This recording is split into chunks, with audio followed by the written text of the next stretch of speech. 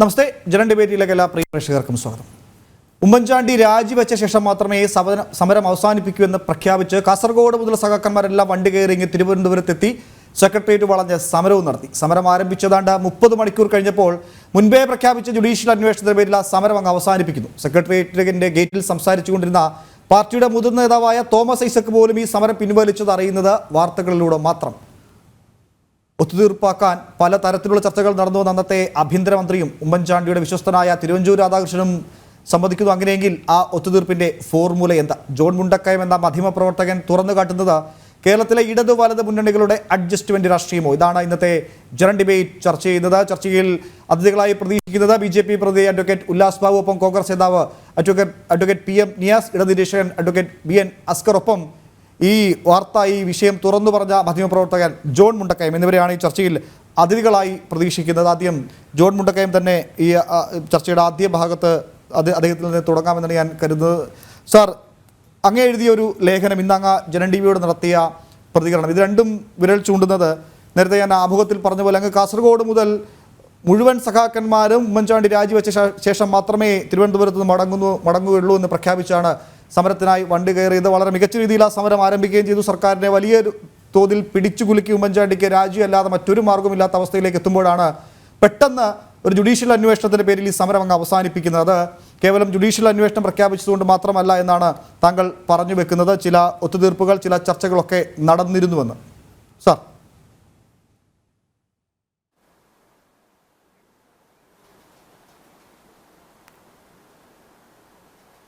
Solar കേസിൽ ആയിട്ട് ബന്ധപ്പെട്ട സമരം പിൻവലിച്ച സാഹചര്യത്തെക്കുറിച്ച് ഇതിനകം തന്നെ സുദീർഘമായ ഒരു ചർച്ച നടന്നു. അക്കാര്യത്തിൽ ഇപ്പോൾ ഇവർ തമ്മിലൊരു ഒത്തുതീർപ്പുണ്ടാക്കി എന്നുള്ള കാര്യത്തിൽ ഇപ്പോൾ ആർക്കും യാതൊരു സംശയവുമില്ല. കാരണം ഇതുമായിട്ട് ബന്ധപ്പെട്ട ആളുകളെല്ലാം അത് പറഞ്ഞു കഴിഞ്ഞു. ആരാദ്യം വിളിച്ചു എന്നുള്ള കാര്യത്തിൽ മാത്രമേ ഉള്ളൂ ഇപ്പോൾ തർക്കമുള്ളത്. അതിപ്പോൾ ജനങ്ങൾക്കെല്ലാം ബോധ്യമായി. ജോൺ ബ്രിട്ടാസ് എന്നെ വിളിച്ചു, ഞാൻ മുഖ്യമന്ത്രിയെ വിളിച്ചു, മുഖ്യമന്ത്രി എന്നോട് കുഞ്ഞാലിക്കുട്ടിയെ വിളിക്കാൻ പറഞ്ഞു, ഞാൻ കുഞ്ഞാലിക്കുട്ടിയെ വിളിച്ചു. അതിനുശേഷം നടന്നത് കുഞ്ഞാലിക്കുട്ടി നേരിട്ടോ അല്ലെങ്കിൽ തിരുവഞ്ചൂർ രാധാകൃഷ്ണൻ വഴിയോ കോടിയേരി ബാലകൃഷ്ണനുമായിട്ട് സംസാരിച്ചു. അവിടെയാണ് ഇതിൻ്റെ ഒരു ഒത്തുതീർപ്പിലേക്ക് എത്തുന്ന ഘടകം അതാണെന്ന കാര്യത്തിൽ യാതൊരു സംശയമില്ല.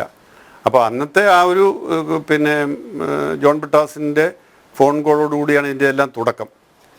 അതിനു മുമ്പ് ചർച്ച നടന്നു എന്നൊക്കെ ഞാൻ ടി വിയിൽ എൻ്റെ ഒരു കാര്യം, ഞാൻ കഴിഞ്ഞ ഒരാഴ്ചയായിട്ട് യാത്രയിലായിരുന്നു. ഞാൻ സിംഗപ്പൂർ, മലേഷ്യ തുടങ്ങിയ രാജ്യങ്ങളിലൂടെയുള്ള യാത്രയായിരുന്നുകൊണ്ട് എനിക്ക് കൃത്യമായിട്ട് ഇവിടെ നടന്ന സംഭാഷണങ്ങളും ചർച്ചകളും കമൻറ്റുകളും ഒന്നും കേൾക്കാൻ പറ്റിയില്ല. പക്ഷേ പിന്നീട് ഞാൻ മനസ്സിലാക്കിയത് നേരത്തെ തന്നെ ഈ ചർച്ചകൾ നടന്നിരുന്നു എന്ന മട്ടിലൊക്കെ ആരൊക്കെ പറഞ്ഞതായിട്ട് പറഞ്ഞു. കോൺഗ്രസ് ഇന്നും ഒക്കെ പറഞ്ഞു എന്നറിഞ്ഞു. അങ്ങനെ ഒരു ചർച്ച നടന്നെങ്കിൽ പിന്നെ ഇങ്ങനെ ഒരു കോളിൻ്റെ ആവശ്യമില്ലല്ലോ, അവിടെ തന്നെ അങ്ങ് തീർക്കാമായിരുന്നല്ലോ. അപ്പോൾ അത് ശരിയല്ല. അങ്ങനെ നേരത്തെ നടന്ന ചർച്ചയുടെ അടിസ്ഥാനത്തിലൊന്നുമല്ല. മാത്രമല്ല, അങ്ങനെ നേരത്തെ ചർച്ച നടന്നു എന്ന് പറയുമ്പോഴാണ് ഇതിൻ്റെ പിന്നിലൊരു ഡീലുണ്ടായിരുന്നു എന്ന് സംശയിക്കേണ്ടി വരിക. അങ്ങനെ ഡീല് എനിക്ക് അറിയില്ല. പക്ഷേ അന്നത്തെ ദിവസത്തെ ആ ഒത്തുതീർപ്പ് ഇടത് മുന്നണിയും വലത് മുന്നണിയും തമ്മിലുള്ള ചർച്ചയിൽ തുടർന്നുണ്ടായ ഒരു തീർപ്പാണ് എന്നുള്ള കാര്യത്തിൽ യാതൊരു സംശയവുമില്ലാതെ ജനങ്ങൾക്കും ബോധ്യമായിട്ടുണ്ട്.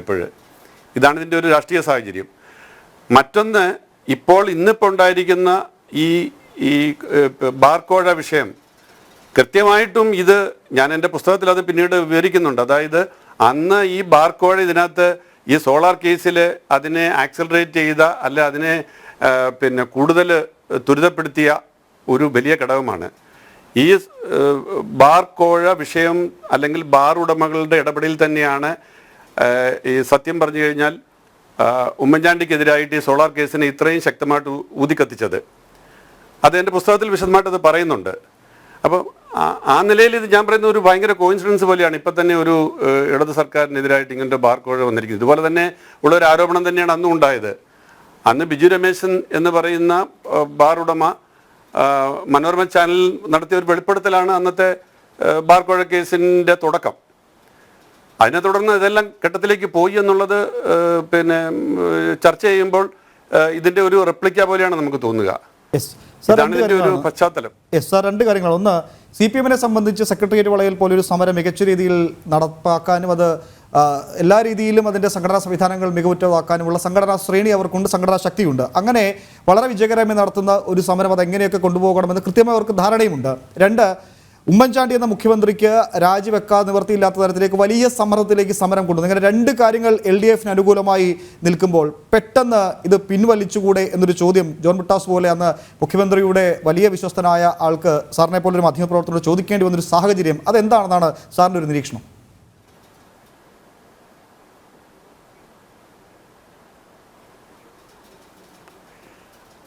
ഞാനത് നേരത്തെ തന്നെ പറഞ്ഞ കാര്യമാണ്. എന്നെ സംബന്ധിച്ച് അവരുടെ മേലെ ആ സമയത്തുണ്ടായ ഒരു കമ്പൽഷൻ തന്നെയാണത്. കാരണം ഇത്രയും ജനം ഇവിടെ സെക്രട്ടേറിയറ്റിന് മുന്നിൽ വന്ന് നിൽക്കുന്നു, അതേസമയം തന്നെ ഈ സെക്രട്ടേറിയറ്റിന് 2 ദിവസം അവധി കൊടുക്കുന്നു, 1 ദിവസം പൊതു ഒഴിവ് വരുന്നു, അങ്ങനെ 3 ദിവസം തുടർച്ചയായിട്ട് സെക്രട്ടേറിയറ്റ് പൂട്ടുമ്പോൾ ഈ ജനം ഇതിന് സമരത്തിന് പ്രസക്തി ഇല്ലാതായി.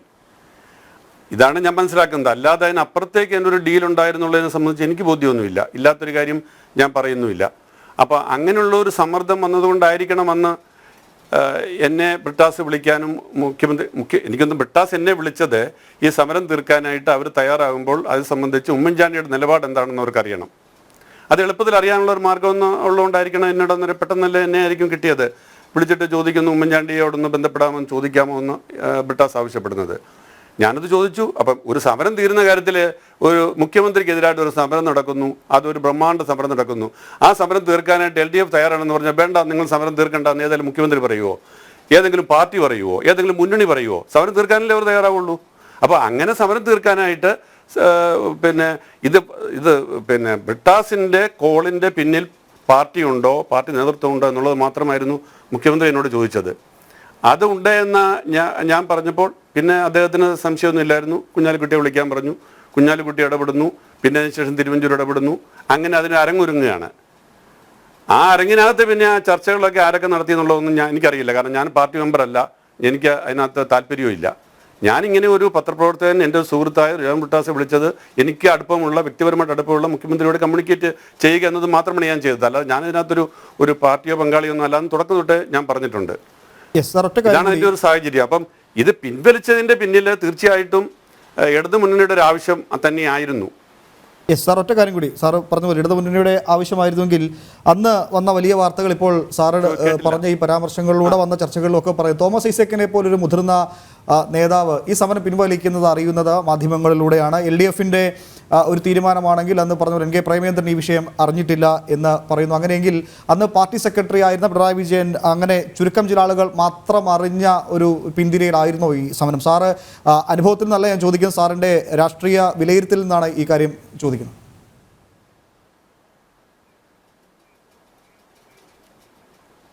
കാര്യത്തിൽ യാതൊരു സംശയമില്ല. ചുരുക്കം ചിലർ മാത്രം അറിഞ്ഞുള്ളൊരു തീരുമാനമായിരുന്നു. അത് വളരെ വ്യക്തമായില്ലേ? അത് എന്തുകൊണ്ടാണ് ഞാൻ മനസ്സിലാക്കുന്നത്, ഞാനിവിടെ ഇല്ലായിരുന്നു എങ്കിലും ഞാൻ മനസ്സിലാക്കുന്നത് തോമസ് ഐസക് ഇതുവരെ ഇതിനോട് പ്രതികരിച്ചിട്ടില്ലല്ലോ, ഒരു വാക്കും പറഞ്ഞിട്ടില്ലല്ലോ. പ്രേമേന്ദ്രൻ എന്ന ഇടതു മുന്നണിയിൽ ശക്തമായിട്ട് സമരം നയിച്ചുകൊണ്ടിരിക്കുന്ന ആളാണ് പ്രേമേന്ദ്രൻ തന്നെ. അതിൻ്റെ പുസ്തകത്തിലും പറയുന്നുണ്ടത്. പ്രേമേന്ദ്രൻ സെക്രട്ടേറിയറ്റിന് മുന്നിൽ സമരം നടത്തിക്കൊണ്ടിരിക്കുമ്പോഴാണ് അദ്ദേഹത്തിന് ഒരു മെസ്സേജ് വരുന്നത് എത്രയും വേഗം AK സെൻറ്ററിൽ എത്താനായിട്ട്. അവിടെ എത്തിയപ്പോൾ അവിടെ എല്ലാവരും ഇരുന്ന് TV കാണുകയാണ്. TV കാണുന്നത് എന്തിനു വേണ്ടിയാണ്? മുഖ്യമന്ത്രി ഉമ്മൻചാണ്ടി സോളാർ കേസിൻ്റെ അന്വേഷണം ജുഡീഷ്യൽ കമ്മീഷനെ ഏൽപ്പിക്കാൻ, ജുഡീഷ്യൽ അന്വേഷണം പ്രഖ്യാപിക്കുന്നത് കേൾക്കാൻ വേണ്ടി അവിടെ പത്രസമ്മേളനം നടത്തിയാണ്. കാരണം ആ പത്രസമ്മേളനം കേട്ടിട്ട് വേണം സമരം പിൻവലിച്ചതായിട്ട് പ്രഖ്യാപിക്കാനായിട്ട്. അപ്പം കൃത്യമായും അതിൻ്റെ ഒരു അരങ്ങോടെ ഒരുങ്ങിക്കഴിഞ്ഞു. അത് വളരെ കൃത്യമാണ്. അക്കാര്യത്തിൽ ഇനിയിപ്പോൾ ആർക്കെന്താ സംശയം? സാർ, താങ്കൾക്ക് മടങ്ങിയെത്താൻ വരുമ്പോൾ അഡ്വക്കേറ്റ് ഉല്ലാസ് ബാബു ഈ പറഞ്ഞതുപോലെ പലകുറി BJP ആണ് ഈ വിഷയമെന്ന് ആദ്യം ഉന്നയിച്ചത്. ഒത്തുതീർപ്പ് രാഷ്ട്രീയമാണ് എന്ന് അന്ന് K. സുരേന്ദ്രൻ ഉൾപ്പെടെ ആളുകൾ ആരോപിച്ചു. അന്ന് അതിനെ വളരെ ശക്തമായ രീതിയിൽ അന്നത്തെ പാർട്ടി സെക്രട്ടറിയും ഇപ്പോഴത്തെ മുഖ്യമന്ത്രിയും ഒക്കെ വിമർശിച്ചിരുന്നു. കാലം കടന്ന് പോയി കഴിയുമ്പോൾ അതായിരുന്നു ശരി എന്ന തരത്തിലേക്ക് വലിയ ആരോപണങ്ങൾ ഉയരുന്നു. നേരത്തെ മുൻ പോലീസ് മേധാവി സെൻകുമാർ സാറൊക്കെ പറഞ്ഞ പോലെ തലസ്ഥാനത്ത് നിവർത്തികെട്ടാണ് സമരം പിൻവലിക്കേണ്ടി വന്നത്. അതൊരു ഘടകം മാത്രമാണ്. എന്നാൽ അതിന് പിന്നിൽ അതാണ് പ്രശ്നമെന്ന്, അതായത് ഇത്രയും ആളുകൾ തിങ്ങി കൂടുമ്പോൾ അവർക്ക് വേണ്ട അടിസ്ഥാന സൗകര്യങ്ങൾ ഒരുക്കാൻ കഴിഞ്ഞില്ല എന്ന് ചൂണ്ടിക്കാട്ടി ഈ സമരം പിൻവലിക്കുന്നു എന്ന തരത്തിലേക്ക് ഒരു ഭാഗത്തുകൂടി ഒരു ക്യാമ്പയിൻ നടക്കുന്നാൽ മറുഭാഗത്ത് ഇത്തരം ചില അഡ്ജസ്റ്റ്മെൻറ്റ് ചർച്ചകൾ നടക്കുന്നു. ശ്രീ ഉല്ലാസ് ബാബു.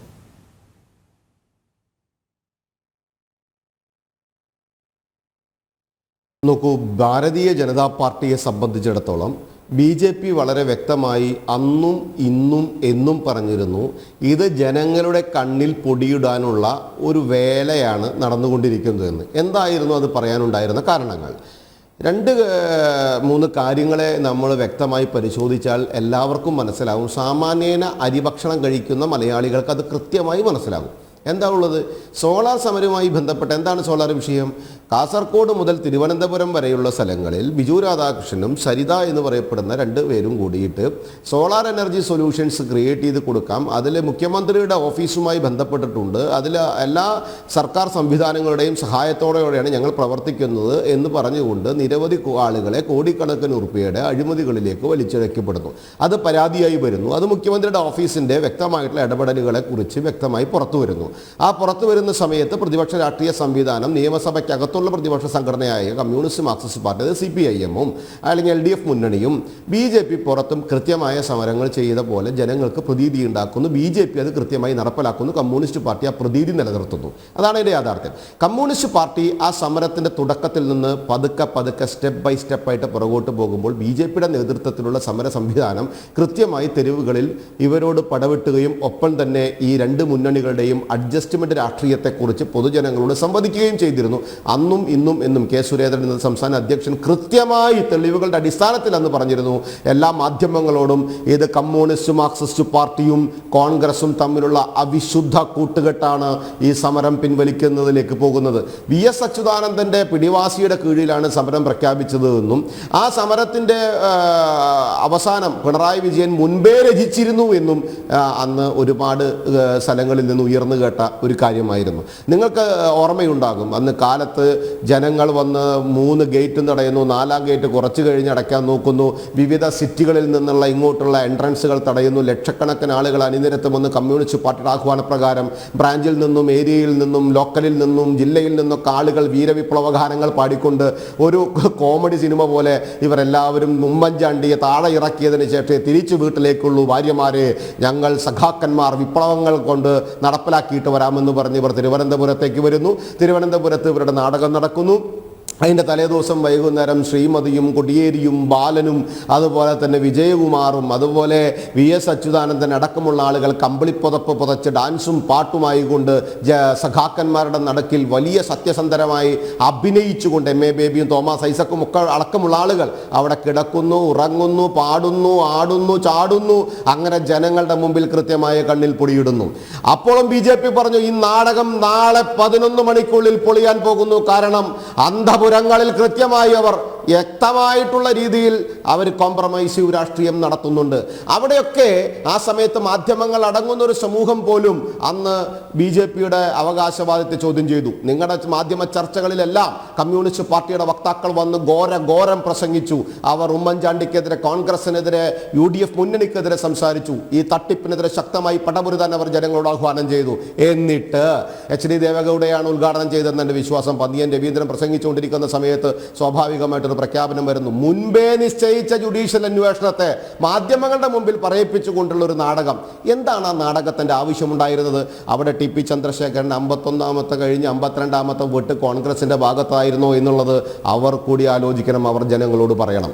ഇദ്ദേഹം മാധ്യമപ്രവർത്തകൻ, ബഹുമാനനായിട്ടുള്ള ഈ മാധ്യമപ്രവർത്തകൻ ഇന്ന് ജനങ്ങളോട് പറഞ്ഞ ഈ കാര്യങ്ങൾ, ജോൺ ബ്രിട്ടാസ് എന്ന് പറയപ്പെടുന്ന വ്യക്തി ആരാണ്? അദ്ദേഹം അധികാരത്തിൻ്റെ ഇടനാഴികയിലെ ഏതെല്ലാം മീഡിയേഷൻ ഉണ്ടോ ആ മീഡിയേഷനിൽ മുഴുവൻ അദ്ദേഹത്തിൻ്റെ കാലച്ചയുണ്ട്. അത് നമുക്ക് പറയാതെ കൊണ്ടുള്ള രഹസ്യമായ പരസ്യമാണ് എന്നുള്ളത് നമുക്കെല്ലാവർക്കും അറിയാം. ഇവിടെ ഈ രാഷ്ട്രീയ സംവിധാനം കോൺഗ്രസുമായി സമരസപ്പെട്ടത് എന്തിൻ്റെ അടിസ്ഥാനത്തിലാണ്? TP ചന്ദ്രശേഖരൻ വധം മാത്രമായിരുന്നോ? ആ കോംപ്രമൈസീവ് രാഷ്ട്രീയം മാത്രമായിരുന്നോ? അത് മറ്റ് രാഷ്ട്രീയങ്ങളും മറ്റ് സംവിധാനങ്ങളും മറ്റ് കാര്യങ്ങളും ഉണ്ടായിരുന്നോ എന്നുള്ളതൊക്കെ വിളിച്ചു പറയാനുള്ള അല്ലെങ്കിൽ തുറന്നു പറയാനുള്ള മാന്യത കോൺഗ്രസ് പാർട്ടി കാണിക്കണം. അല്ലെങ്കിൽ ജനങ്ങളോട് ഉത്തരം പറയാനുള്ള, ഇന്ന് ഉയർന്നു വന്നിട്ടുള്ള ഈ വിഷയങ്ങളിൽ അവരുടെ നിലപാടുകൾ പറയാനുള്ള മാന്യത കമ്മ്യൂണിസ്റ്റ് മാർക്സിസ്റ്റ് പാർട്ടിയും കാണിക്കണം. CPIM എന്ന് പറയപ്പെടുന്നത് കമ്മ്യൂണിസ്റ്റ് മാർക്സിസ്റ്റ് പാർട്ടി എന്നായിരുന്നു അറിയപ്പെട്ടിരുന്നത്. പക്ഷേ ഇന്ന് ഇതൊക്കെ വ്യക്തമാക്കുന്നു. എന്താണ് CPIM എന്ന് പറയപ്പെടുന്നത്? ഒരു കോംപ്രമൈസിംഗ് പാർട്ടി ഓഫ് ഇന്ത്യ എന്നുള്ള രീതിയിലേക്ക് മാറിയിരിക്കുന്നു എന്നുള്ളതാണ്. ഇത് ഇന്നലെയും ഇന്നും അത് നടന്നിട്ടുള്ള ചരിത്രമല്ല. ഇതിനു മുൻപും കമ്മ്യൂണിസ്റ്റ് പാർട്ടിയുടെ സമരങ്ങൾ മുഴുവൻ ഒത്തുതീർന്നിട്ടുള്ളത് ഈ അഡ്ജസ്റ്റ്മെൻറ്റും തന്നെയാണ്. എന്തിനായിരുന്നു ഈ പാവപ്പെട്ട സഖാക്കന്മാർ, അവരുടെ കമ്മ്യൂണിസ്റ്റ് പാർട്ടിയുടെ ആളുകളാണ് ഇവർ ഈ പറ്റിച്ചത്? എന്തിനായിരുന്നു കേരള ജനത്തെ ഇവർ വഴിതെറ്റിച്ചു വിട്ടത്? എന്തിനായിരുന്നു കേരള സമൂഹത്തിനോട് ഇവർ ഈ തട്ടിപ്പ് കാണിച്ചത്? എന്തിനായിരുന്നു കമ്മ്യൂണിസ്റ്റ് മാർക്സിസ്റ്റ് പാർട്ടിയുടെ നരാധവന്മാർ വെട്ടിക്കൊന്ന ആ വ്യക്തിയുടെ കേസ് ഇഴഞ്ഞു നീങ്ങുന്ന രീതിയിലേക്ക് കോംപ്രമൈസ് ചെയ്തത്? ഇതിൻ്റെ ആചാരം പറ്റിയതിൻ്റെ ശൈലിയിലായിരുന്നോ? ഇതൊക്കെ ഒരു ചോദ്യചിഹ്നമാണ്. ഇവിടെ നടന്നിട്ടുള്ള ഒരു കാര്യം കൂടി പറഞ്ഞോട്ടെ. ഇവിടെ നടന്നിട്ടുള്ള സാമ്പത്തിക ഇടപാടുകളിൽ സാമ്പത്തികം നഷ്ടപ്പെട്ട വിവിധ പരാതികളുണ്ടായിരുന്ന പരാതിക്കാരുടെ അവസ്ഥകൾ എന്താണ്, എത്രത്തോളം എത്തി എന്നുള്ളത് നിങ്ങൾ ചോദിക്കണം. ആ സമയത്ത് ഇവർ പറയും ഞങ്ങൾ ജുഡീഷ്യൽ അന്വേഷണത്തിൽ കൃത്യമായ നടപടി ഉണ്ടാക്കി, മുഖ്യമന്ത്രിയെ വിളിച്ചു വരുത്തി. അതിനൊന്നും കാര്യമില്ല, അതൊക്കെ ഒരു നാടകമായിരുന്നു. ആ നാടകം കളിക്കുന്ന കഥാപാത്രങ്ങളായിട്ട് ഇടതുപക്ഷത്തിൻ്റെയും വലതുപക്ഷത്തിൻ്റെയും വ്യക്തികൾ മാറുന്നുവെന്ന് അന്നും ഇന്നും എന്നും വിളിച്ചു പറഞ്ഞിട്ടുള്ള രാഷ്ട്രീയ സംഘടന എന്ന രീതിയിൽ BJP പറഞ്ഞ കാര്യങ്ങൾ കൃത്യമായി ഇന്ന് പൊതുസമൂഹത്തിൽ തെളിയിച്ചിരിക്കുന്നു എന്നുള്ളത് കൂടിയാണ് എനിക്ക് ഈ സമയത്ത് പറയാനുള്ളത്. ശ്രീ ഉമേഷ്. യെസ്, ശ്രീ PM നിയാസ്, തിരുവഞ്ചൂർ രാധാകൃഷ്ണൻ പറഞ്ഞ കാര്യമാണ് ഈ വാർത്ത പുറത്തു വന്നതിന് ശേഷം തിരുവഞ്ചൂർ പറഞ്ഞത്. പല കാര്യങ്ങളും അങ്ങോട്ടും ഇങ്ങോട്ടും ഒക്കെ സംസാരിച്ചിട്ടുണ്ടാകും. ഒരു സമരം ഒത്തുതീർപ്പാക്കുന്നതിന് വേണ്ടി അത്തരമൊരു സാഹചര്യം ഉണ്ടായാൽ അതിനോട് പോസിറ്റീവായി പ്രതികരിച്ചിട്ടുണ്ടാകും. സ്വാഭാവികം, അതിൽ തെറ്റൊന്നുമില്ല. കാരണം UDF സർക്കാരിനെ സംബന്ധിച്ച് വലിയ പ്രതിസന്ധിയിൽ നിൽക്കുമ്പോഴാണ് ഇത്തരമൊരു ഒത്തുതീർപ്പിൻ്റെ അല്ലെങ്കിൽ സമരം പിൻവലിക്കുന്നതിൻ്റെ ഒരു ഫോർമുല കയ്യിലേക്ക് ലഭിക്കുന്നത്. അത് കേവലം ഒരു ജുഡീഷ്യൽ അന്വേഷണം പ്രഖ്യാപിച്ചാൽ മാത്രം തീരുന്ന തരത്തിലേക്കായിരുന്നോ ആ അഡ്ജസ്റ്റ്മെൻറ്റ് അല്ലെങ്കിൽ ആ ഫോർമുല എന്നതാണ് ഉയർന്നു വരുന്ന പ്രധാനപ്പെട്ട ചോദ്യം. മാത്രമല്ല, ഈ ഒത്തുതീർപ്പ് കോൺഗ്രസിലെ ഒരു വിഭാഗം, എടുത്തു പറഞ്ഞാൽ അന്ന് പ്രബലമായ ഐ ഗ്രൂപ്പ് പോലും ഇതിനോട് യോജിച്ചിരുന്നില്ല. പിന്നീട് അത് വലിയ ചർച്ചയാകുകയും അങ്ങനെ തിരുവഞ്ചൂരിന് സ്വന്തം മന്ത്രിസ്ഥാനം വരെ നഷ്ടമാകുന്ന സാഹചര്യത്തിൽ കാര്യങ്ങൾ എത്തിയെന്നൊക്കെയാണ് വലിയ രാഷ്ട്രീയ വിമർശനമായി ഉയരുന്നത്. ശ്രീ PM നിയാസ്.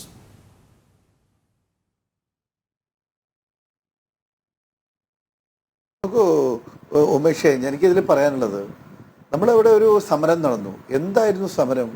നമ്മളെ ചരിത്രത്തിലേക്കൊന്നും പോകണ്ട. സമരത്തിൻ്റെ നാൾവഴികളെക്കുറിച്ചും ഞാൻ പോകുന്നില്ല, സമയം അതിന് അനുവദിക്കുന്നില്ല. വിഷയം അതല്ലല്ലോ.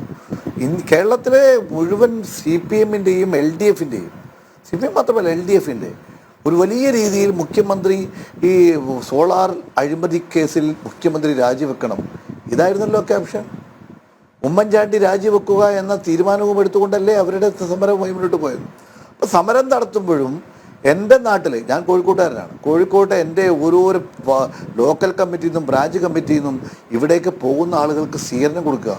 പണ്ട് അയോധ്യയിലേക്ക് പോയ ആളുകൾക്ക് നാട്ടുപുറത്ത് സ്വീകരണം കൊടുത്തതുപോലെ ഇവിടെ ഓരോ സ്ഥലത്തും സ്വീകരണം കൊടുത്ത് അവർക്ക് വേണ്ടി പണപ്പിരിവ് നടത്തി അവർക്ക് വേണ്ടുന്ന യാത്രാ സാധനങ്ങൾ കൊടുക്കാനുള്ള തീരുമാനമെടുത്ത് ഒരു മാസത്തേക്ക് ഇനി വരില്ല, അല്ലെങ്കിൽ 2-3 ആഴ്ചത്തേക്ക് സമരവുമായി ഞങ്ങൾ അവിടെ ജയിലിലാകും എന്നൊക്കെ പറഞ്ഞ് ഇന്ത്യയിൽ കേരളത്തിലെ മുഴുത്ത സ്ഥലത്ത് ആളെ കൊണ്ടുവന്നു.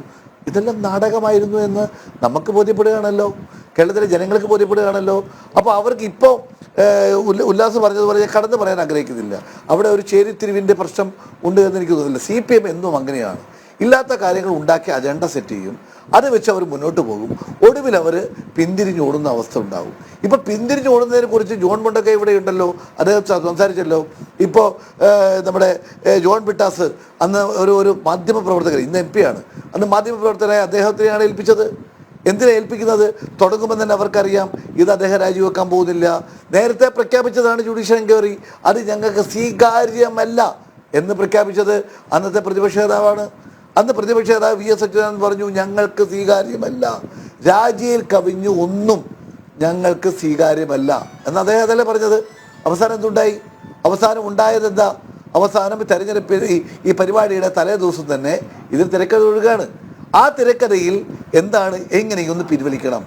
അപ്പം ഞങ്ങൾ നേരത്തെ തീരുമാനിച്ചത് അനുസരിച്ച് മുന്നോട്ട് പോയാൽ അത് നിങ്ങൾ പ്രഖ്യാപിച്ചാൽ മതി എന്നുകൊണ്ട് പറയുകയാണ്.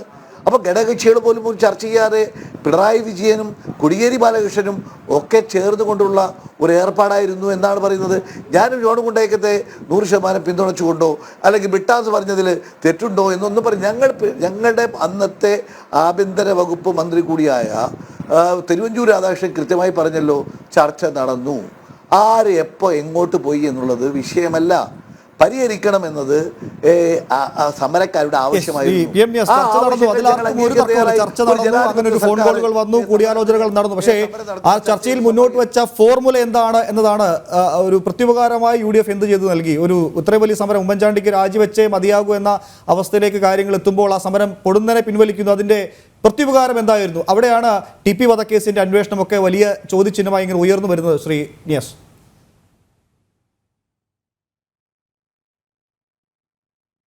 ഉമേഷ്, അതിൽ ഒരു കാര്യമുണ്ട്.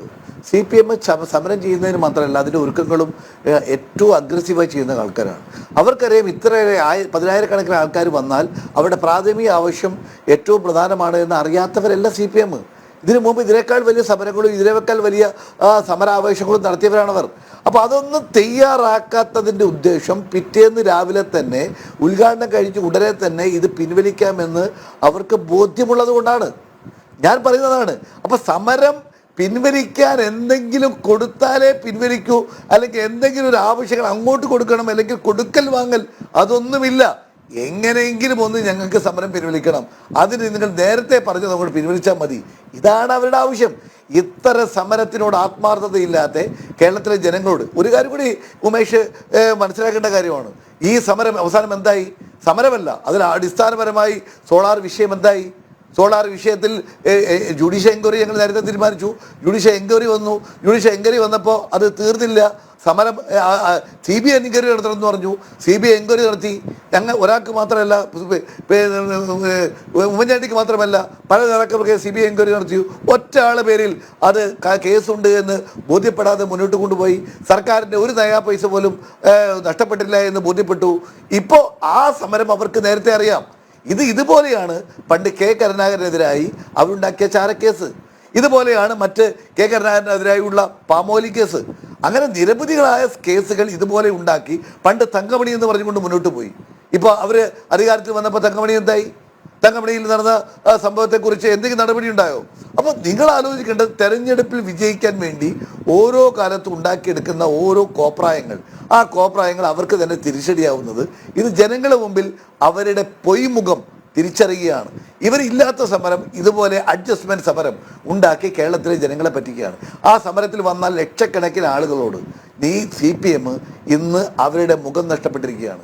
അവർക്ക് മുമ്പിൽ ഒന്നും പറയാൻ, അതായത് താങ്കൾ പറഞ്ഞു വെക്കുന്നത് ചർച്ചകൾ നടന്നു, അത് ഒരു വൺ സൈഡ് ചർച്ചയായിരുന്നു. സമരം തീർക്കേണ്ടത് LDF-ന്റെ അല്ലെങ്കിൽ CPM-ന്റെ മാത്രം ആവശ്യമായിരുന്നു. അത് അവർ അങ്ങനെ തന്നെ പൂർത്തിയാക്കി. അതിൽ കോൺഗ്രസ് പ്രത്യുപകാരമായി, UDF പ്രത്യുപകാരം ഒന്നും ചെയ്തിട്ടില്ല. അത് സമരം അവസാനിപ്പിക്കേണ്ടത് അവരുടെ ആവശ്യമായതുകൊണ്ട് അതങ്ങനെ അവസാനിച്ചു. അങ്ങനെയല്ലേ?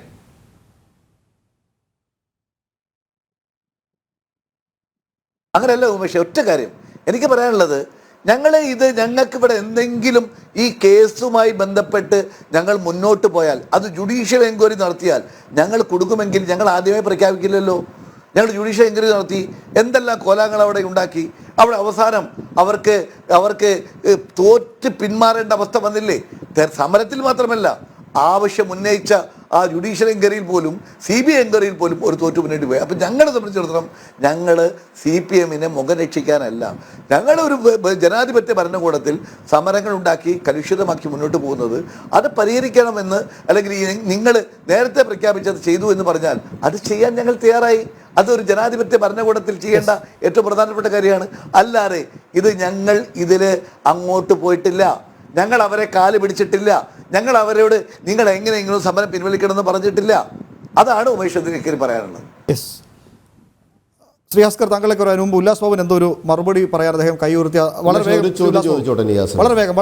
വേഗം. ശ്രീ നിയാസ് വക്കീലെ, ഒരൊറ്റ കാര്യം ചോദിച്ചോട്ടെ. അങ്ങ് പറഞ്ഞു യാതൊരുവിധ തരത്തിലുള്ള സെറ്റിൽമെൻറ്റുകളും യാതൊരു തരത്തിലുള്ള ഗുണങ്ങളും ആ സമര സംഘടനയ്ക്ക് ഞങ്ങൾ ചെയ്തു കൊടുത്തിട്ടില്ല. ഞാൻ ചോദിച്ചോട്ടെ ശ്രീ നിയാസ്, നമ്മളൊരു ഭരണപക്ഷവും പ്രതിപക്ഷവും രാഷ്ട്രീയപരമായിട്ട് അങ്ങോട്ടും ഇങ്ങോട്ടും നിൽക്കുമ്പോൾ നിങ്ങളുടെ മടിയിൽ കനമില്ലെങ്കിൽ, മടിയിൽ നിങ്ങൾക്ക് ഭയക്കാനൊന്നുമില്ലെങ്കിൽ, പ്രതിപക്ഷ സംവിധാനം കാണിക്കുന്ന ഒരു കോപ്രമായുമായി കാണിച്ചുകൊണ്ട് പൊതുജനങ്ങളുടെ മുമ്പിൽ നാണം കെട്ടുപോകുന്ന ആ സമരമായി അതിനെ മാറ്റി അതിനെ പുല്ലുവില കൽപ്പിക്കുന്ന ഒരു ശൈലിയല്ലേ സ്വാഭാവികമായിട്ട് ചെയ്യേണ്ടിയിരുന്നത്? അവിടെ നിങ്ങൾ ജനാധിപത്യ മര്യാദ എന്ന് പറയപ്പെടുന്ന ഒരു വേർഡ് ഉപയോഗിച്ച് അവർക്ക് വേണ്ട സൗകര്യങ്ങൾ ചെയ്തു കൊടുത്ത് അവർ പറയുന്നത് ഞങ്ങൾ ചെയ്തു കൊള്ളാമെന്ന് പറഞ്ഞ് മാധ്യമങ്ങളുടെ മുമ്പിൽ പ്രഖ്യാപിച്ചു എന്ന് പറഞ്ഞാൽ അത് വിശ്വസിക്കാൻ മാത്രം പൊട്ടന്മാരായി മാറണോ കേരളത്തിലെ പൊതുസമൂഹം? ഒന്ന് ചോദിച്ചോട്ടെ, ഒന്ന് മറുപടി പറയാമോ ശ്രീ നിയാസ് ജി? യെസ്, അതിന് അദ്ദേഹത്തിന് മറുപടി പറയാൻ അവസരം നൽകാം. ശ്രീ ഉല്ലാസ്, താങ്കൾക്ക് മറുപടി പറയാം. ശ്രീ നിയാസ്, താങ്കളെ മുമ്പ് രാഷ്ട്രീയ ആദർശമല്ല ഞങ്ങൾക്ക്. താങ്കൾ പറഞ്ഞോളൂ, വളരെ വേഗം പറഞ്ഞോളൂ. ഞാനൊന്ന് ഒറ്റ വാചകം പറഞ്ഞ് അവസാനിപ്പിക്കാം, പിന്നെ അത് വെക്കണ്ടല്ലോ. ഉല്ലാസ് ബാബുവിനെ ഇപ്പോൾ BJP രാഷ്ട്രീയമല്ല ഞങ്ങൾക്ക് ജനാധിപത്യ രാഷ്ട്രീയമാണ്. നിങ്ങൾ സമരം ചെയ്ത കർഷകരെ നിങ്ങൾ നേരിട്ട രീതി ഞങ്ങൾ കണ്ടു. നിങ്ങൾ സമരം ചെയ്ത ആളുകളോട് നിങ്ങൾ കാണിച്ച നിലപാടുകൾ ഞങ്ങൾ കണ്ടു. പ്രതിപക്ഷ രാഷ്ട്രീയത്തോട് നിങ്ങൾ കാണിച്ച നിലപാടുകൾ കണ്ടു. ആ ഒന്നിന് പിറകെ ഒന്നായി പ്രതിപക്ഷ നേതാക്കളെയൊക്കെ ഇല്ലാത്ത കാരണങ്ങൾ പറഞ്ഞ് ജയിലിലടക്കുകയും അവരുടെ അക്കൗണ്ടുകൾ ഫ്രീസൊക്കെ ചെയ്യുന്ന രാഷ്ട്രീയമല്ല ഞങ്ങൾക്ക്. ഞങ്ങൾ ഇതിനു മുമ്പും ഇതുപോലെ നിലപാടെടുത്തിട്ടുണ്ട്.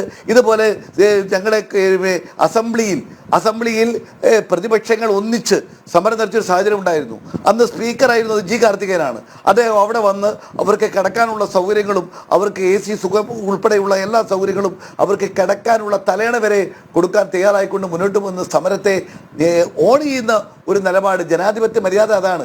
അത് ഉല്ലാസ് ബാബുവിന്റെ പാർട്ടിക്കും അറിയാത്തത് കൊണ്ടാണ് ഇതുപോലെ എന്തെല്ലാം മോശത്തരങ്ങൾ മോറലി പോലും ഇവർ ഉന്നയിച്ചില്ലേ. അതിനെ ഇവർ എടുത്തിങ്ങനെ കളിയാടിയപ്പോ സമയത്ത് അവരോട് നിങ്ങൾ നീതി കാണിച്ചു എന്ന് പറഞ്ഞാൽ സ്വന്തം മുഖ്യമന്ത്രിക്ക് നിങ്ങൾ ഒരു സംരക്ഷണം കൊടുത്തില്ല എന്ന് പറയേണ്ടി വരില്ലേ? എന്തെല്ലാം ഉമ്മൻചാണ്ടിയെ കുറിച്ച് അവർ വിളിച്ചു പറഞ്ഞിരുന്നു. എന്നിട്ടും നിങ്ങൾക്ക് അവർ സമാധാന അന്തരീക്ഷത്തിലൂടെ ഞങ്ങൾ അവരെ അങ്ങ് വിട്ടുകളഞ്ഞു എന്നൊക്കെ പറഞ്ഞാൽ അതൊക്കെ വിശ്വസിക്കാൻ പറ്റുമോ ശ്രീ നിയാസ് ജി? വളരെ വിഷമമുള്ള കാര്യമല്ലേ ഇതൊക്കെ. നിങ്ങൾ കൃത്യമായി അച്ചാരം വാങ്ങിച്ചിട്ടുണ്ട്. അത് ഇൻ ടേംസ് ഓഫ് മണിയിലല്ല, കേസ് കോംപ്രമൈസ് ചെയ്ത കാര്യത്തിലാണ്. നിങ്ങൾ അവർക്ക് തിരിച്ചുപകാരം കൊടുത്തു എന്നുള്ളത് ഒരു സംശയമില്ലാത്ത കാര്യമാണ്. കള്ളത്തരത്തിന് കള്ളത്തരം കോംപ്രമൈസ് ചെയ്തു എന്നുള്ളതാണ് അതിന്റെ യാഥാർത്ഥ്യം. അത് സമ്മതിക്കാനുള്ള മനസ്സെങ്കിലും ഉണ്ടാകണം. തിരുവഞ്ചൂർ പറയട്ടെ, പ്രേമേന്ദ്രൻ പറയട്ടെ, ഗണേഷ് കുമാർ പറയട്ടെ, ഇപ്പൊ ഇവരുടെ ഗണേഷ് കുമാറും അനിൽകുമാറും ഉണ്ടല്ലോ, നിങ്ങളുടെ വളയത്തിൽ ഒന്നുണ്ടായിരുന്നവരല്ലേ? അവർ പറയട്ടെ, എന്തും മിണ്ടാത്തത് കുജാലിക്കുട്ടി പറയട്ടെ, എന്താ പറയാത്തത്? നിങ്ങൾ തട്ടിപ്പ് നടത്തി, നിങ്ങൾ അഡ്ജസ്റ്റ്മെന്റ് നടത്തി, നിങ്ങൾ രണ്ടുപേരും കേരള സമൂഹത്തെ വഞ്ചിച്ചു, ചതിച്ചു, പറ്റിച്ചു. എന്നിട്ട് ഇന്ന് ഞങ്ങളുടെ വിശാല മനസ്കമായ ജനാധിപത്യ രാഷ്ട്രീയത്തിന്റെ ഭംഗിയാണെന്ന് പറഞ്ഞാൽ അത് പുച്ഛത്തോടുകൂടി തള്ളികളയാനേ സാധ്യമാകുള്ളൂ. ശ്രീനിവാസ്, ശ്രീനിവാസ്, താങ്കൾക്ക് മറുപടി പറയാൻ അവസരമുണ്ട്. അതിലേക്ക് വരാൻ മുമ്പ് അസ്കർ കൂടിയാണ്. അദ്ദേഹത്തോട് പോയതിനു ശേഷം ഒറ്റ വാചകത്തിൽ പറയാം. അതല്ല ഉല്ലാസ് ബാബുവിന് ഇതിപ്പം പറഞ്ഞില്ല പിന്നെ ശരിയാവില്ല. ഇതിപ്പോൾ പറഞ്ഞാൽ ശരിയാവില്ല.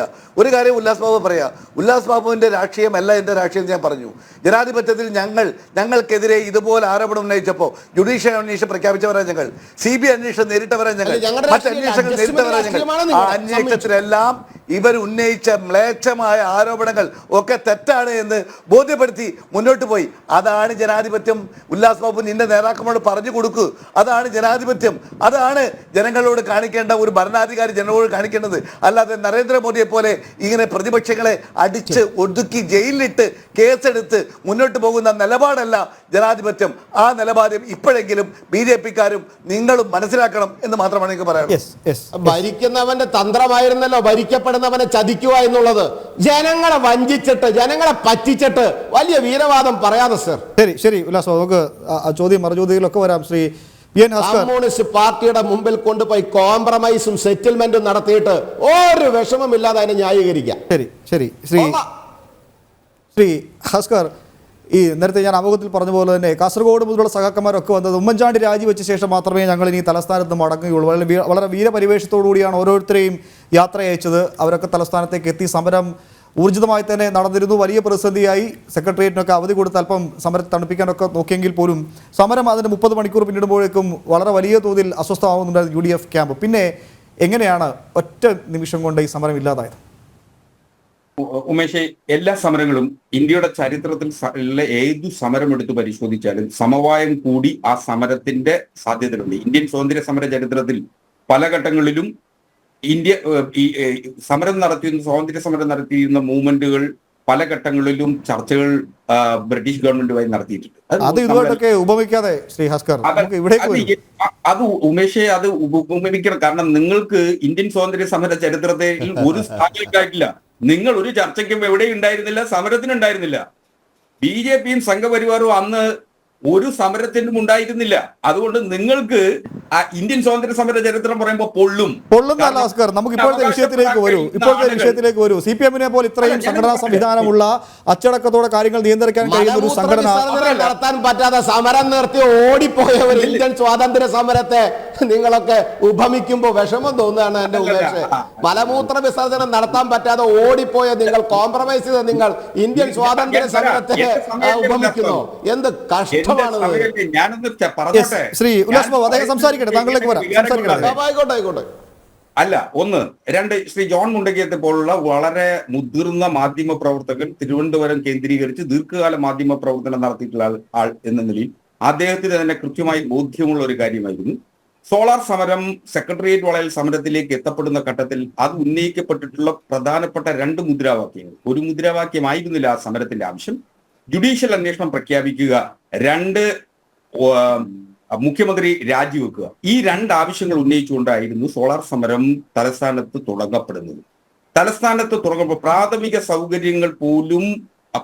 ആവശ്യങ്ങൾ പോലും ചെയ്യുന്നതിനുള്ള സൗകര്യങ്ങൾ പോലും ഇടതുമുന്നണി ആലോചിച്ച തരത്തിൽ സംഘടിപ്പിക്കുന്നതിന് കഴിയാതെ വരുന്നൊരു സാഹചര്യം.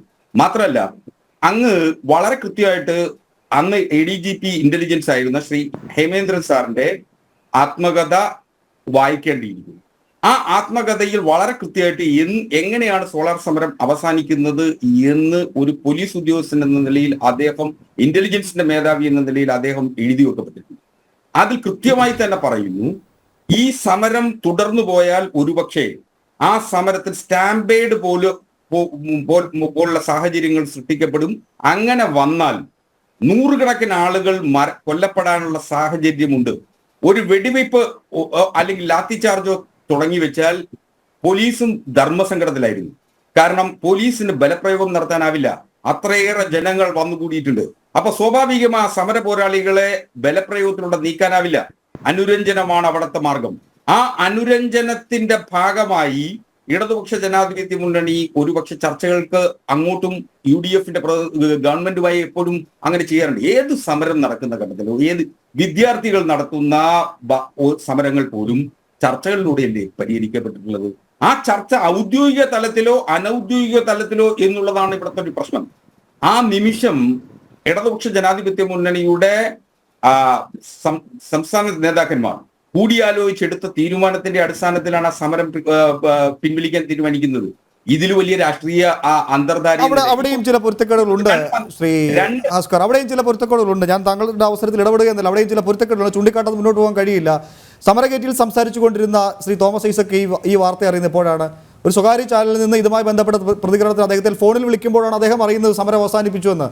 പിന്നെ NK പ്രേമേന്ദ്രൻ അന്ന് LDFന്റെ പ്രതിനിധി, അദ്ദേഹം കഴിഞ്ഞ ദിവസം പറഞ്ഞ എന്താണ്, താങ്കൾ ഇത്തരം ചർച്ചയെ പറ്റി അറിഞ്ഞിട്ടേ ഇല്ല എന്ന്. പിന്നെ എവിടെയാണ് ഇത് LDFന്റെ തീരുമാനമാകുന്നത്? രണ്ട്, താങ്കൾ തന്നെ തുറന്ന് സമ്മതിക്കുകയാണ് അങ്ങനെയെങ്കിൽ ഈ ഇത്രയും വലിയൊരു സമരത്തിന് ആഹ്വാനം ചെയ്ത CPMന്റെ സംഘടനാ സംവിധാനം ദൗർബല്യം ഉള്ളതാണ് എന്ന് താങ്കൾ കൂടി സമ്മതിക്കുകയാണ് അങ്ങനെയെങ്കിൽ? ഇല്ല, സംഘടനാ സംവിധാനമല്ല. എല്ലാ സമരങ്ങൾക്കും നിയന്ത്രണ വിധേയമായി നമുക്ക് ചെയ്യാനാവില്ല. സമരങ്ങൾ ചെയ്തവർക്കറിയാം ആ സമരങ്ങൾ കൈവിട്ടു പോകുന്ന സാഹചര്യങ്ങൾ പലപ്പോഴും ഉണ്ട്. ഇവിടെ സോളാർ സമരം കൈവിട്ടു പോയാൽ അന്ന് നൂറുകണക്കിന് ആളുകൾ കൊല്ലപ്പെടും, മരിച്ചു വീഴും. അതാണ് സാഹചര്യം. ആ കൈവിട്ട് പോകാതിരിക്കുന്നത് ഇടതുപക്ഷ ജനാധിപത്യ മുന്നണി ആഗ്രഹിച്ചിട്ടുണ്ടാവും. ഒരുപക്ഷെ പാർട്ടിയുടെ സംസ്ഥാന കമ്മിറ്റി കൂടിയോ പാർട്ടിയുടെ സംസ്ഥാന സെക്രട്ടേറിയറ്റ് കൂടിയോ അല്ല തീരുമാനം എടുത്തിട്ടുള്ളത്. പാർട്ടിയുടെ മുതിർന്ന അവൈലബിൾ ആയിട്ടുള്ള നേതാക്കന്മാർ അപ്പോൾ തന്നെ കൂടിയാലോചിച്ച് ഒരുപക്ഷെ ഇടതുപക്ഷ ജനാധിപത്യ മുന്നണിയുടെ മുതിർന്ന നേതാക്കന്മാരുമായി സംയുക്തമായി ആലോചിച്ചാണ് അത്തരം ഒരു തീരുമാനം എടുക്കാറുള്ളത്. അതിന് പലപ്പോഴും ഏതൊരു സമരം നടക്കുമ്പോഴും ആ സമരം ഒത്തുതീർപ്പാക്കുന്നതിന് ഗവൺമെന്റും അതുപോലെ തന്നെ ആ സമരം ചെയ്യുന്ന രാഷ്ട്രീയ പ്രസ്ഥാനമായിട്ട് ഒത്തുതീർപ്പാക്കുന്നതിന് പലതരത്തിലുള്ള മാർഗങ്ങളുണ്ട്. അതിൽ മാധ്യമ പ്രവർത്തകരോ അതുപോലെ തന്നെ പലതരത്തിൽ സ്വാധീനമുള്ള ആളുകളൊക്കെ തന്നെ സംസാരിക്കാറുണ്ട്, ഇടനില നിൽക്കാറുണ്ട്. ആ ഇടനില നിന്നതുകൊണ്ട് അതുകൊണ്ടാണ് ആ സമരം അവസാനിച്ചതെന്ന് അവകാശപ്പെടുന്നിടത്താണ് പിശക് വരുന്നത്. പല കോണുകളിൽ സോളാർ സമരത്തെ സംബന്ധിച്ചിടത്തോളം പല കോണുകളിൽ ചർച്ചകൾ നടന്നിരുന്നു.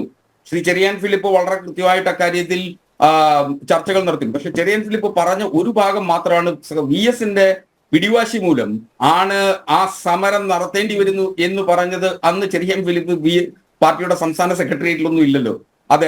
അങ്ങനെ VS പിടിവാശി പിടിച്ചത് കാണാനും കേൾക്കാനും ഒന്നും. അപ്പൊ അത് മാത്രമല്ല, അങ്ങനെ ഒരു സമരം തീരണമെങ്കിൽ ഇപ്പൊ ഡോക്ടർ തോമസ് ഐസക്കിനോട് അപ്പൊ ആലോചിക്കേണ്ട ആവശ്യകതയില്ല. പാർട്ടിയുടെ മുതിർന്ന നേതാക്കൾ അന്ന് പോളിറ്റ് ബ്യൂറോയിലുള്ള നേതാക്കന്മാർ പരസ്പരം ആലോചിച്ചിട്ട് ആ സമരം അവസാനിപ്പിക്കാൻ തീരുമാനിക്കുന്നതാവും. അങ്ങനെ പല സാഹചര്യങ്ങളും സമരവുമായി ബന്ധപ്പെട്ടിട്ടുണ്ടാവും. നമുക്ക് സമരം ചെയ്യുമ്പോൾ മാത്രമേ ആ സമരം എങ്ങനെ അവസാനിപ്പിക്കാൻ കഴിയും. ഇവിടെ ഒരു ഡീൽ, ഇവിടെ പുതിയൊരു നറേറ്റീവ് സൃഷ്ടിക്കാൻ രണ്ടു തരം പ്രശ്നം ഇക്കാര്യത്തിലുണ്ട്. ഒന്ന്, മൺമറഞ്ഞു പോയ മുൻ മുഖ്യമന്ത്രി ശ്രീ ഉമ്മൻചാണ്ടിയെ വീണ്ടും വീണ്ടും അപകീർത്തിപ്പെടുത്തണം, അങ്ങനെ ഉദ്ദേശം ഒന്ന്. രണ്ട്, ടി.പി. ചന്ദ്രശേഖരൻ വധവുമായി ബന്ധപ്പെട്ട് അന്ന് ഒരു ഒത്തുതീർപ്പുണ്ടാക്കി എന്ന് വരുത്തി തീർക്കുന്ന നറേറ്റീവ് ഇത് കഴിഞ്ഞ കുറേ നാളുകളായി നടക്കുന്നു. ടി.പിയുടെ വധവുമായി ബന്ധപ്പെട്ട് CPM-ന്റെ മുതിർന്ന നേതാക്കളിലേക്ക് എത്തും, അങ്ങനെ എത്താതിരിക്കുന്നതിനാവശ്യമായിട്ടുള്ള ശ്രമം നടത്തുന്നതിന് വേണ്ടിയിട്ടുള്ള പരസ്പരം വെച്ചുമാറലാണ് എന്നുള്ളതാണ്. അന്നത്തെ കേരള 2013-14 തുടക്കത്തിലുള്ള കേരള രാഷ്ട്രീയം പരിശോധിച്ചാൽ ഈ സോളാർ സമരം പോലും, ഈ സോളാർ വിഷയം പോലും യഥാർത്ഥത്തിൽ ഉയർത്തിക്കൊണ്ടുവരുന്നത് UDF-നുള്ളിൽ നിന്ന് തന്നെയാണ്. CPM അത് ഏറ്റെടുക്കുകയായിരുന്നു ആ സമരം. അന്ന് അത് ഏറ്റെടുക്കുന്നത് കേരള ചരിത്രത്തിൽ ഒരു മുഖ്യമന്ത്രിയുടെ ഓഫീസിനുള്ളിൽ ഇങ്ങനെ ഒരു തരത്തിൽ അഴിമതി നടക്കുന്നു. രണ്ട്, കേരള ചരിത്രത്തിൽ ആദ്യമായി ഒരു മുഖ്യമന്ത്രിയുടെ പേഴ്സണൽ അസിസ്റ്റന്റിനെ അറസ്റ്റ് ചെയ്യുന്നു അതേ ഗവൺമെന്റ്. പ്രതിപക്ഷത്തായപ്പോഴല്ല, അതേ ഗവൺമെന്റ് അറസ്റ്റ് ചെയ്യുന്നു.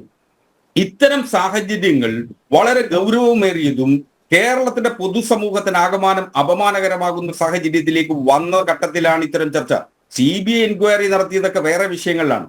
CBIയുടെ എൻക്വയറി എന്ന് പറയുന്നത് അതിജീവിതം നൽകിയ പരാതികളുടെ അടിസ്ഥാനത്തിൽ. അങ്ങനെയെങ്കിൽ ഹസ്കർ, അങ്ങനെയെങ്കിൽ ഇത്രത്തോളം അഴിമതിയിൽ മുങ്ങിക്കുളിച്ച് നിൽക്കുകയാണ്, ഇത്രത്തോളം വഴിവിട്ട നീക്കങ്ങൾ ഉണ്ടായിരുന്നുവെങ്കിൽ എന്തേ മുഖ്യമന്ത്രി രാജിവെക്കുന്ന ഒരു അവസരത്തിലേക്ക് കൊണ്ടുപോകാതെ വളരെ വേഗം സമരം അവസാനിപ്പിച്ചു മടങ്ങി? അവിടെയാണ് പല സംശയങ്ങളും വീണ്ടും വീണ്ടും ഉയരുന്നത്. അങ്ങനെ താങ്കൾ പറഞ്ഞ പോലെ അടിസ്ഥാന സൗകര്യങ്ങൾ ഒരുക്കുന്നതിൽ CPM-ന് വീഴ്ചയൊന്നും പറ്റിയിട്ടില്ല. തിരുവനന്തപുരത്തെ പല ഗ്രൗണ്ടുകളും ഏറ്റെടുത്ത് അവിടെ സമരസഖാക്കന്മാർക്ക് താമസിക്കാനും അവർക്ക് അടിസ്ഥാന സൗകര്യങ്ങൾ ഒരുക്കാനുള്ള സംവിധാനങ്ങളൊക്കെ പാർട്ടി ഒരുക്കിയിരുന്നു. അതന്ന് വലിയ വാർത്തകളൊക്കെ വരികയും ചെയ്തിരുന്നു. അതൊന്നും ഈ പറയുന്ന കാര്യങ്ങളൊക്കെ തമ്മിൽ വലിയ പൊരുത്തക്കേടുണ്ട് ശ്രീ അസ്കർ.